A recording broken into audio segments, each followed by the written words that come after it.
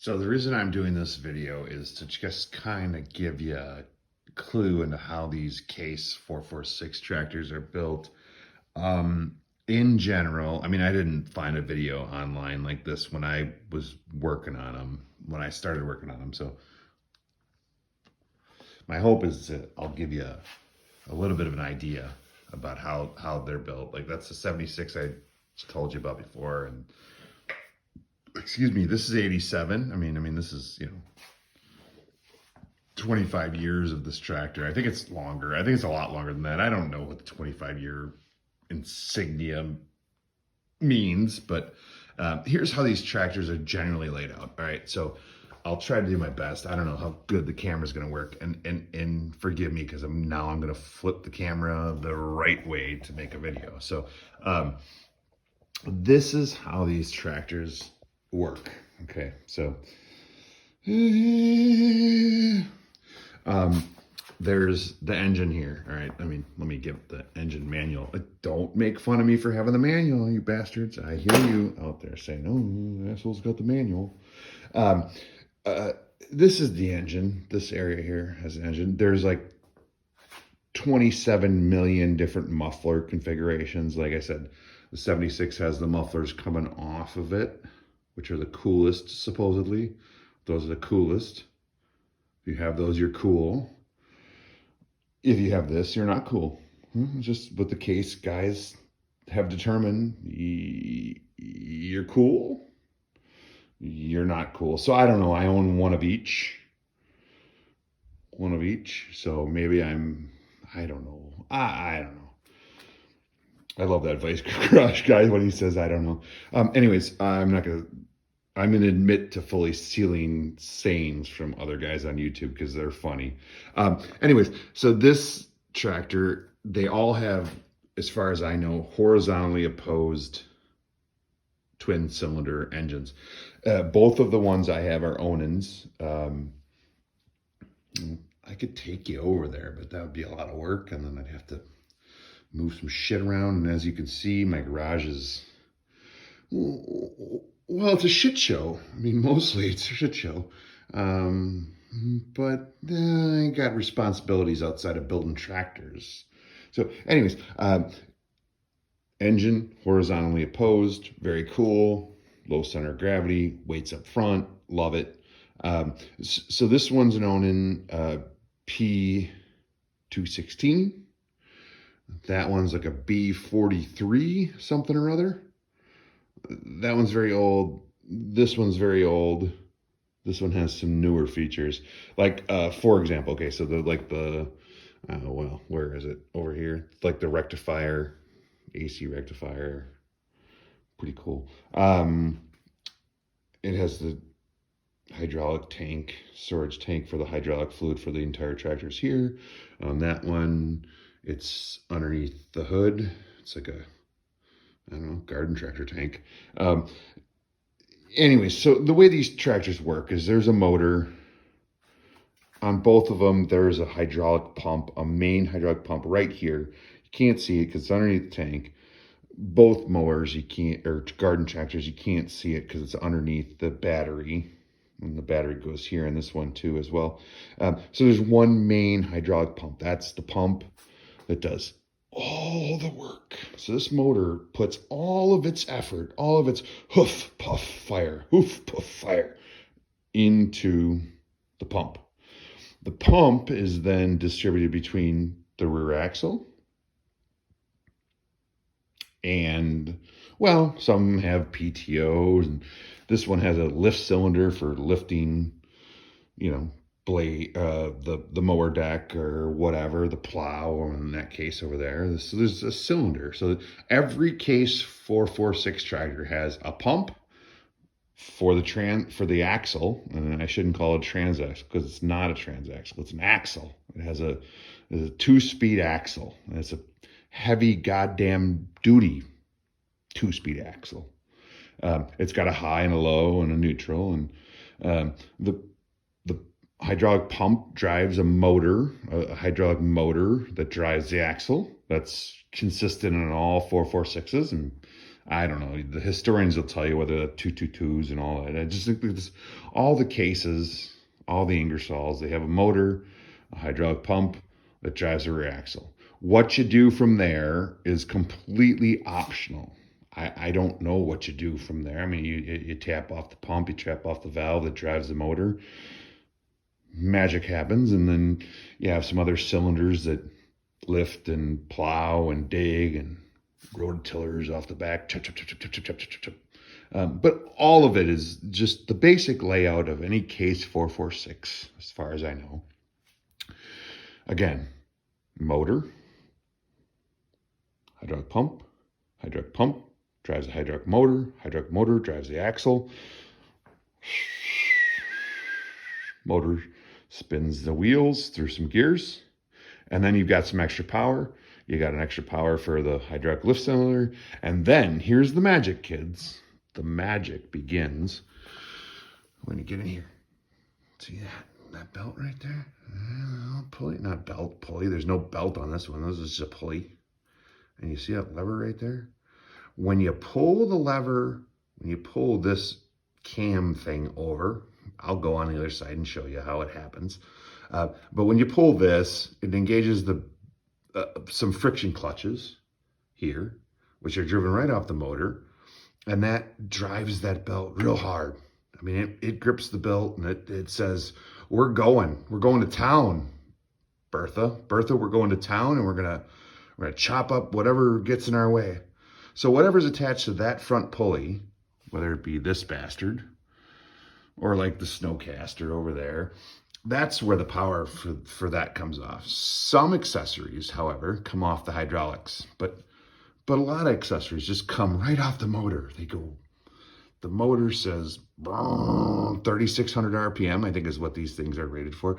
3,600 RPM, go right into a belt, and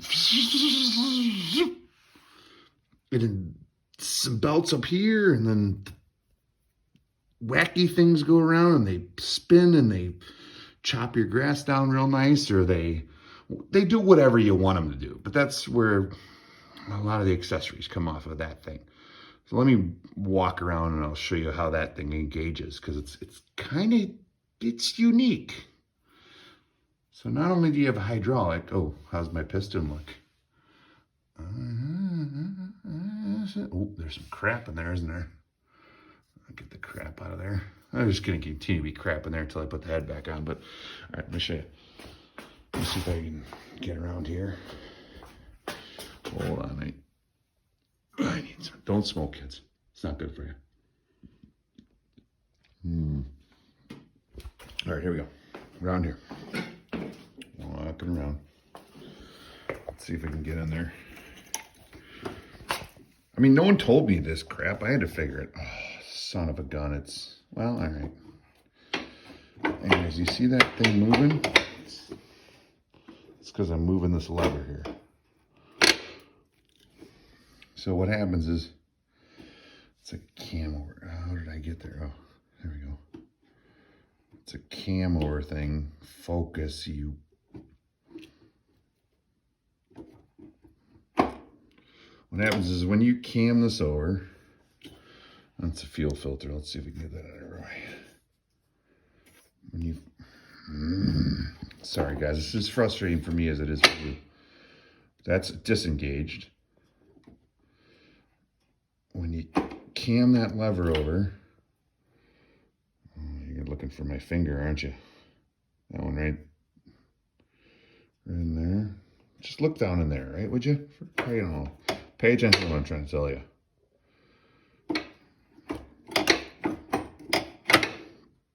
All right, I'm going back to the other side.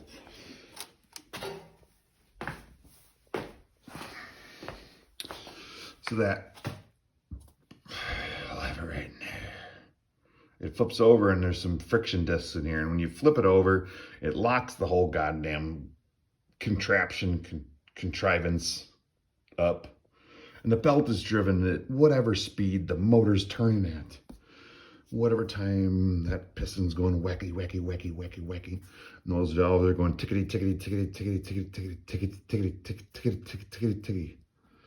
Sorry, I think that was maybe over-explained. But anyways, and then that fan, it cools the whole contrivance in and out. I mean, there's hydraulic cooler. There's a muffler. On the other one, that's a tank. On this one, the tank's over here. So anyways, I don't know. Maybe I didn't give you a good explanation. Oh, let me give you one more explanation.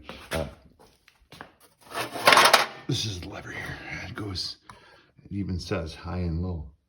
So that switches, that physically switches gears inside the transaxle. I have a hard time calling it a transaxle, but it's an axle with 2 gears in it, high, low, and a neutral position. But here's sort of the axle. I mean, in there's some whirligigs and some thingamabobs and some gears that go back and forth. You didn't come here for an explanation. You came here to get an overview. So, sorry. Oh, and that's the gas tank there. I don't know how many dinosaur squeezins I got. I don't have a lot. I hope there's no dinosaur squeezins in there, but that's kind of where well, if I had any, they'd be in there. But yeah, that's the axle. But your John Deere, you just paid $12,000 for. The John Deere dealership doesn't have this. I guarantee, I mean, I've sold stuff to John Deere to make their tractors, and you don't have, it's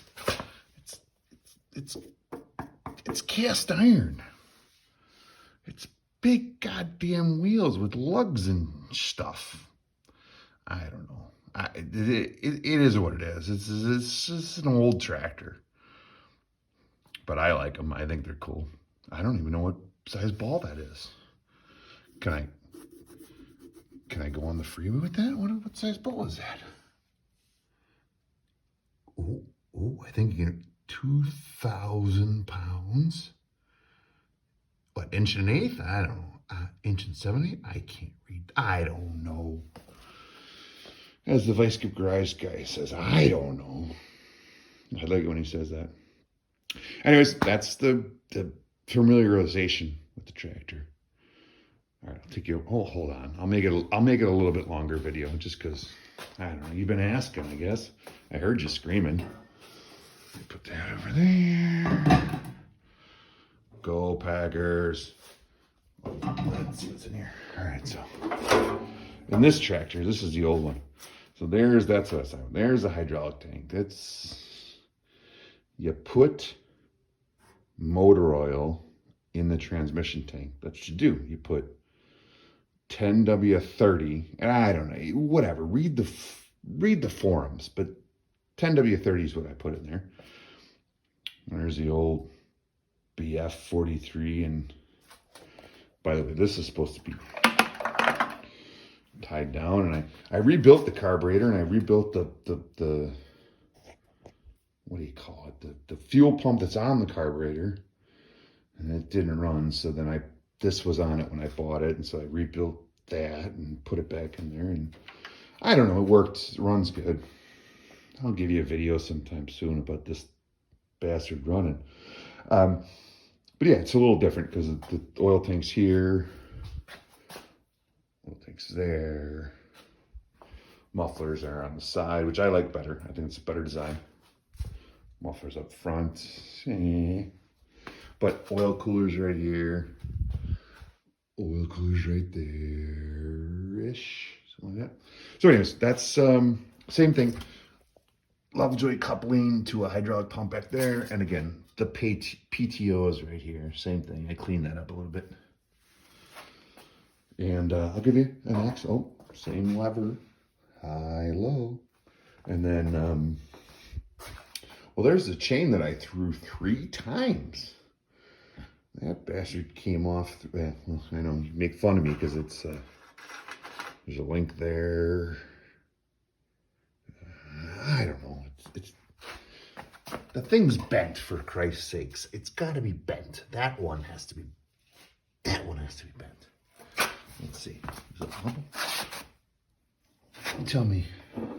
Does it look like you should hold the chain? I don't know. I don't know. I don't know what I'm doing. If you guys haven't figured it out yet, I don't know what I'm doing. All right, so here's a different rear axle. So that's a 70, whatever, 76 rear axle.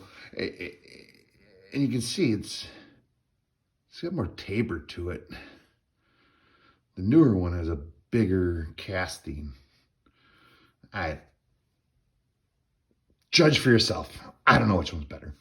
This one frickin' runs, that one doesn't. So, all right, guys, that's kind of what I wanted to show you, I guess. Again, forgive the boxes and the garbage, and my birds are gonna get fed. Don't worry about the birds. The birds are gonna be fine. Just forgive the garbage, okay? All right. Thanks for watching. Bye.